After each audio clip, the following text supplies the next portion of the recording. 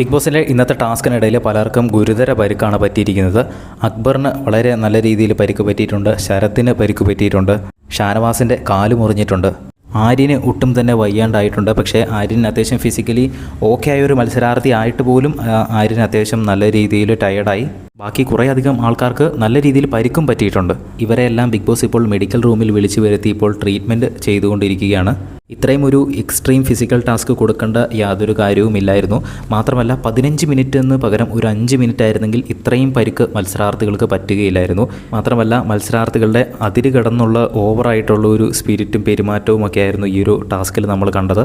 മണ്ണ് വാരി എറിയുന്നതൊക്കെ നമ്മൾ കണ്ടിരുന്നു. അതൊന്നും ആരും പറഞ്ഞു കൊടുത്തിട്ടൊന്നുമല്ല, പക്ഷെ അതൊക്കെ വളരെ ഡേഞ്ചർ ആയിട്ടുള്ള ഒരു കാര്യമാണ്. മാത്രമല്ല അക്ബർ ഷാനവാസിനെ പിടിച്ച് നിലത്തേക്ക് അടിക്കുന്നതൊക്കെ നമ്മൾ കണ്ടല്ലോ. നടുവിനൊക്കെ എന്തെങ്കിലും സീരിയസ് ആയിട്ട് പറ്റാനുള്ള വളരെയധികം സാധ്യത കൂടുതലുള്ള ഒരു സിറ്റുവേഷൻ ആയിരുന്നു അത്.